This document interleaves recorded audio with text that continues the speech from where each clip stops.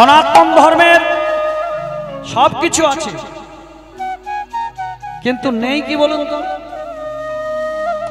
এই যে রবীন্দ্রনাথ ঠাকুর তিনি লিখেছেন, জনগণ মনয়ধি নায়ক জয় হে, ভারত ভাগ্য বিধাতা। এবার এই ভারতবর্ষের ভাগ্যটা কি করে ফেরবে? কি করে ফেরবে? যদি জনগণ যদি না ঠিক হই।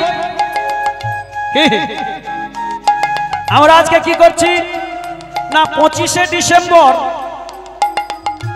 বাড়িতে বাড়িতে কেক খাওয়া নিয়ে ছুটোছুটি পড়ে যাচ্ছে, কিন্তু একবার দেখেছেন যাদের ধর্ম তারা পালন করছে না, আমরা তাদের ধর্মগুলো নিয়েই কি। আবার একটু চিন্তা করুন, যেদিনকে আমাদের গৌরহরির জন্মতিথি মানে আবির্ভাব, জন্ম বলা ভুল, আবির্ভাব, সেই দিনকে আমরা জানতেই পারি না এটা কি দিন। এটা আমাদের বড় অভাব রয়ে গেছে। তাহলে দেখুন, আজকে যখন আমি গাড়িতে করে আসছি, অনেক জায়গায় বক্স থাতিয়ে দিয়ে ঢিপ ঢিপ করে আওয়াজ হচ্ছে, কি আনন্দ।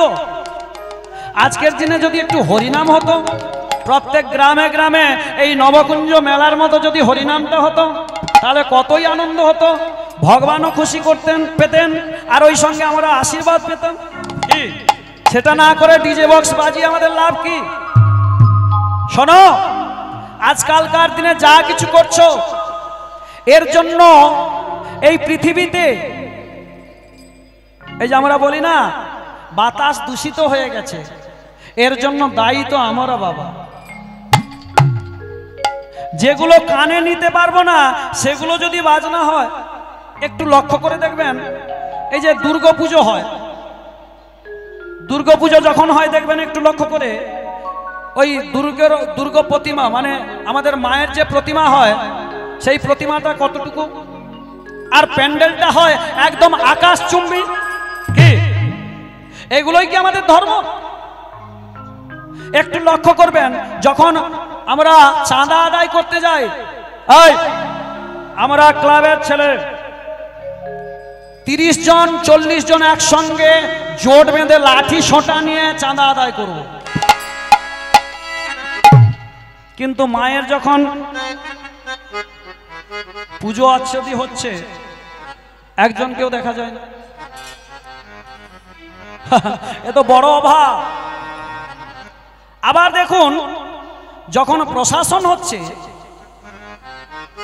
কি অবস্থা, যদি কোনো হার্টের ব্যক্তি থাকে, রোগী থাকে, তাকে সরিয়ে দেওয়া হয়।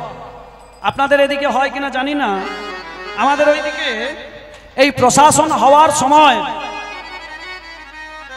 মানে রাস্তা ঘিরে একদম প্রশাসন হবে।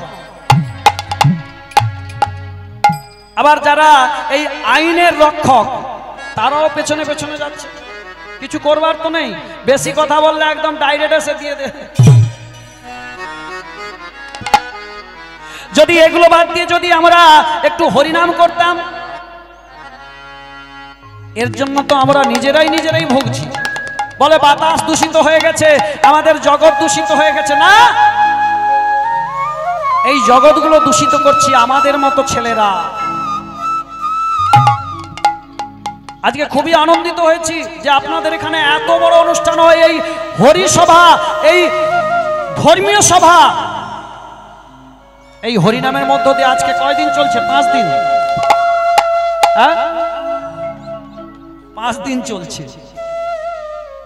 তাহলে যারা এই রক্ষণাবেক্ষণা করছেন, তারা কিরকম ভাবে তারা কায়িক পরিশ্রম করে, কায়িক, মানসিক আর বাক্যের দ্বারা তারা কি করছে, সব দিয়ে একদম পড়ে আছে এখানে। এই শীতের মধ্যে আমরা হরিনাম শুনতে গিয়ে আমরা মনে করছি শীত পড়েছে, গান শুন। বাহ, জানি তাই একটা কথা আপনাদের কাছে বলবো, জানি না আপনাদেরকে হরিনাম করে আনন্দ দিতে পারছি কিনা। তো আমি নিবেদন করব, যিনারা অর্থশালী, যিনাদের অর্থ প্রচুর রয়েছে, টাকা প্রচুর রয়েছে, তেনারা একটু কৃপাপূর্বক এই যে দান ভাণ্ড রয়েছে, দানের বাক্স রয়েছে, ওই বাক্সে একটু কিছু ঢুকিয়ে দেন বাবা। পকেট থেকে নিয়ে ওই বাঁচবেন না, পকেটে হাত ঢুকিয়ে দিয়ে বাঁচবেন না, যা হাতে উঠবে তাই দিয়ে দেবেন। ব্যাংকে জমা করলে ওই ব্যাংক থেকে আপনি টাকা তুলতে পারবেন না। কেন? 15 দিনের মধ্যে আমাদের হাতের সব রেখাগুলো পাল্টে যায়। আমিও টুকটাক আপনাদের কৃপায় অ্যাস্ট্রোলজি করি। 15 দিন অন্তর হাতের রেখাগুলো চেঞ্জ হয়। তাহলে ওই যে যদি বুড়ো বয়সে টিপ না দিতে পারি কি হবে? ও টাকা সব যাবে। তাই বলি ওই ভূতে না খাইয়ে এখানে ভক্ত সেবায় লাগাও, গোবিন্দের সেবায় লাগাও, হ্যাঁ, নামের সেবায় লাগাও, তাতে দেখবেন এটা কিন্তু ব্যাংক ব্যালেন্স হয়ে থাকবে। একটু লক্ষ্য করবেন, কোন কোন মানুষ জন্ম হয় খুব বড় বাড়িতে, সোনার চামচ মুখে নিয়ে জন্ম হয়, আবার কেউ কেউ দিন দরিদ্রের বাড়িতে জন্ম হয়। কেন?